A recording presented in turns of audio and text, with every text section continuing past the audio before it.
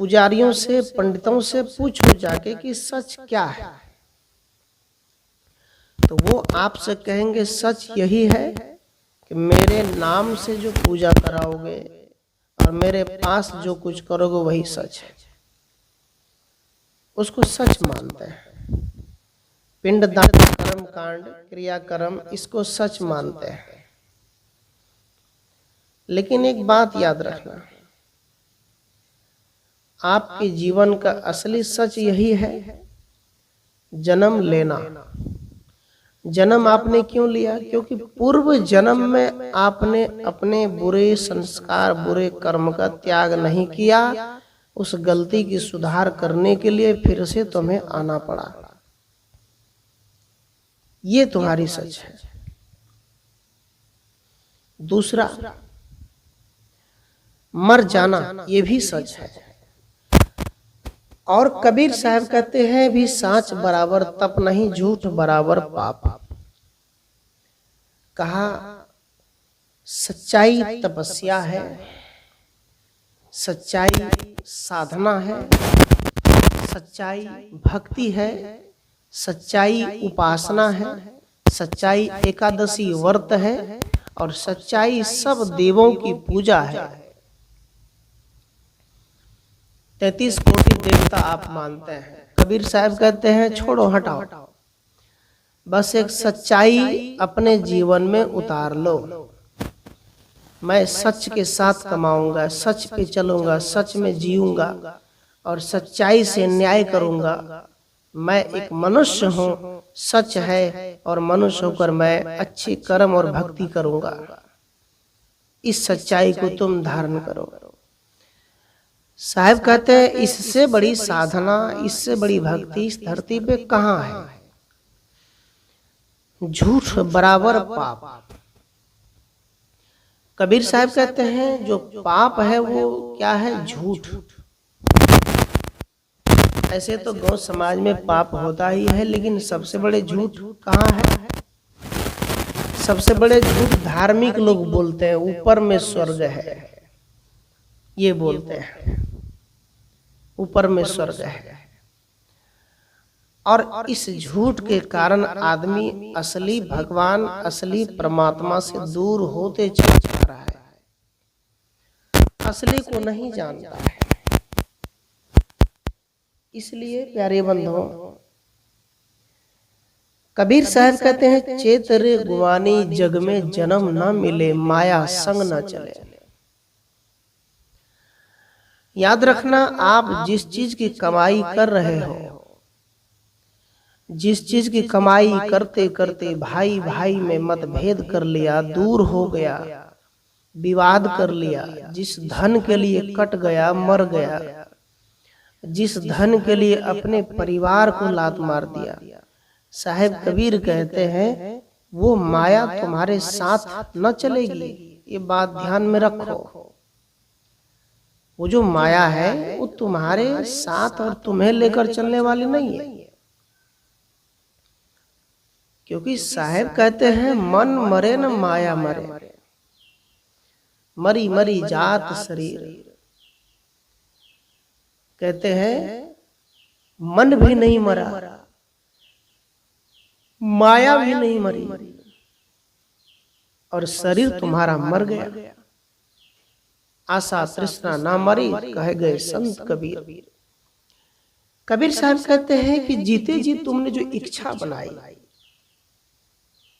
जीते जी जो तुमने सोचा, कुछ मन में आशा लेकर रखा, तूने जो दुनिया में विषय वासना भोग विलास में जो सोचता रहा, कबीर साहब कहते हैं तूने उसी के लिए रहा, वो तुम्हारे साथ जाएगा। विषय वासना तुम्हारे पीछे है, तुम कहां फिर मरोगे? मरना है तो जिंदा में मरो, है ना? तुम स्वर्गवास क्यों लिखते हो? स्वर्गवास क्यों जाना चाहते हो? कबीर साहब कहते हैं कि जीवित अवस्था जिंदगी को स्वर्ग अर्थात सुंदर बना लो। सज्जनों, जिंदगी को स्वर्ग बनाना है तो एक साधना, एक भक्ति करनी पड़ेगी। वो कौन सी भक्ति है? मानस सुधार, कलेश सुधार, ये करनी पड़ेगी। और ये ध्यान से संभव है। आप उनसे पूछिए जो आदमी किसी मरघट में जाता है और मरघट में जा करके वो आदमी करता क्या है? ध्यान करता है या कोई मुर्दा को देख लेता है। उनसे पूछिए कि आपका मन क्या सोचता है इस समय, क्या बोलेगा वो? कुछ नहीं बोलेगा, क्योंकि मन डरा हुआ है। मुर्दा को देखते ही मन डर जाता है। इसलिए हर आदमी को कभी कभी शमशान घाट जाना चाहिए, शमशान घाट पर बैठना चाहिए, शमशान घाट में ध्यान लगाना चाहिए, आंखें बंद करके कुछ देर बैठना चाहिए। ऐसा निरंतर करते रहने से होता क्या है? ऐसा करते रहने से आदमी के मन जो है, जो विचलित है, परेशान है, वो रुकता है, झुकता है और संयत होता है, अंदर लौट जाता है ना। आप देखते होंगे जो आदमी बहुत पैसे कमा रहा है, जैसे बहुत बड़ा क्रिमिनल हो गया, यदि वो पुलिस इत्यादि नहीं पकड़ा तो उसका मन बढ़ जाता है। लेकिन पुलिस इत्यादि जब उसे पकड़ते हैं, यदि उसको बार बार टॉर्चर करते हैं तो उसको डर होता है, पिटाई करते तो मन में डर पैदा होता है कि ना जाने क्या होगा। ऐसे ही एक बार एक राजनेता एक चले जा रहे थे, तो एक पिता तो बच्चे ने देखा कि एक आदमी के हाथ में हथकड़ी लगी है। तो बच्चे ने पिताजी से कहा, पिताजी ये क्या है? और पीछे 4-5 आदमी बंदूक लेकर चल रहे हैं, उनके हाथ में वो क्यों ऐसा लगा दिए हैं? तो पिता ने कहा बच्चे से, बेटा वो चोर आदमी है और पुलिस वाले उसे पकड़ कर ले जा रहे हैं, हथकड़ी लगी है। तो बच्चा समझ गया, चलो चुप हो गया। थोड़ा और आगे गया तो बच्चा देखता है कि एक राजनेता है और नेताजी आगे आगे चल रहे हैं, पीछे पीछे चोर चल रहा है। नहीं सॉरी, पीछे पीछे पुलिस वाले चल रहे हैं। बच्चे ने फिर पूछा, पिताजी वो क्या है?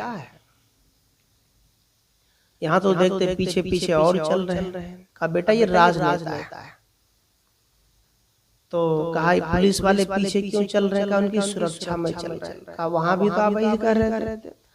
कहा नहीं, वहां चोर को पकड़ कर थाने ले जा रहे थे और यहाँ पुलिस वाले इस नेता की सुरक्षा में चल रहे हैं, है ना। यही फर्क है सज्जनों। जब हम भक्ति नहीं करते हैं, अच्छे कर्म नहीं करते हैं, सदगुरु की शरण के संत के चरण नहीं जाते हैं, तो होता क्या है? फिर काम क्रोध लोभ मोह चोर जो है ये हमारे मन पर हावी हो जाता है, हमें पकड़ लेता है, हमें जकड़ लेता है। और जब हम भक्ति करने लग जाते हैं, सुंदर कर्म करते हैं, ये चोर मर जाता है, काम क्रोध लोभ मोह विकार खत्म हो जाता है और हमारी सुरक्षा में ज्ञान की फोर्स, ज्ञान की पुलिस तैयार हो जाता है। कौन है वो पुलिस? ज्ञान का पुलिस कौन है सज्जनों? मन ही आदमी की रक्षा करता है और मन ही आदमी को बर्बाद करता है।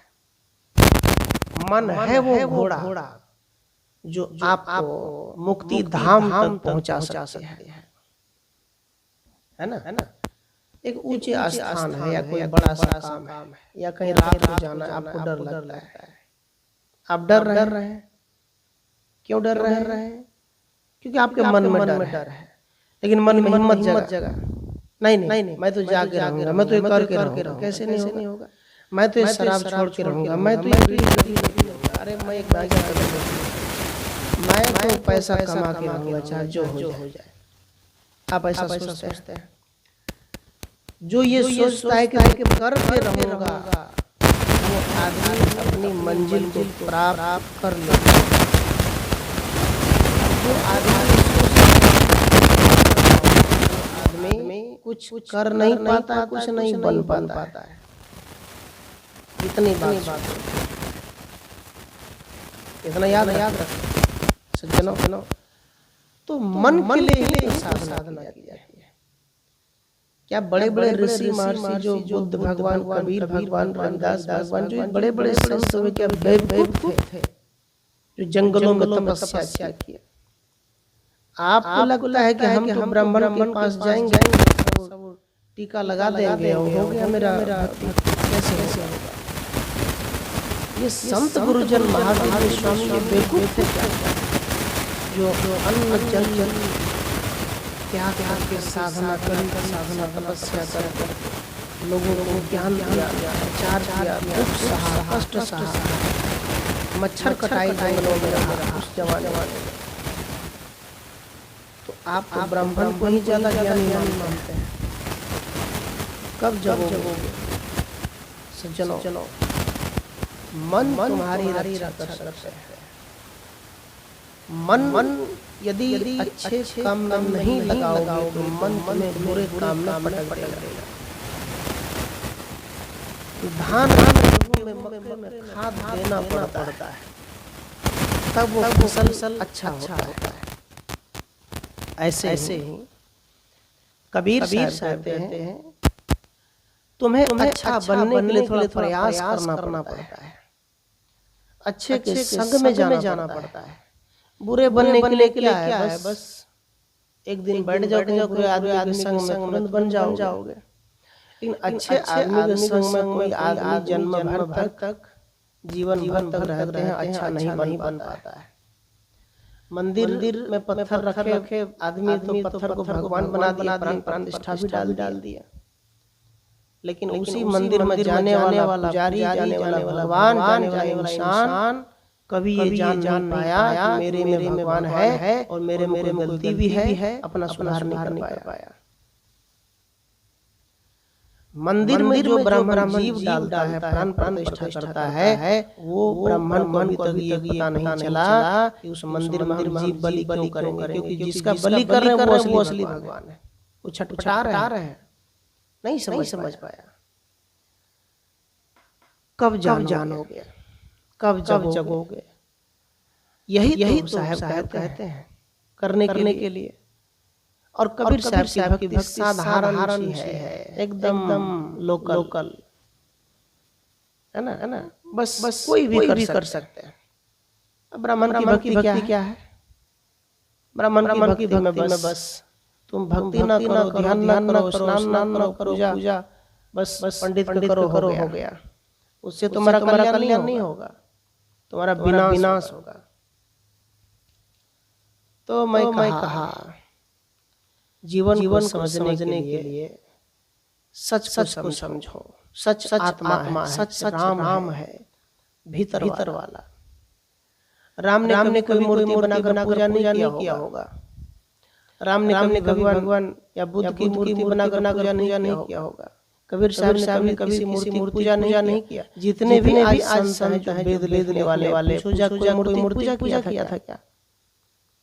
लेकिन तुम असली राम भूल गए और नकली पूजा करना शुरू कर दिया। यही तुम्हारी भूल है। और इसकी सुधार करना ही हमारा उद्देश्य होना चाहिए। और ये सद्गुरु की शरण में होगा।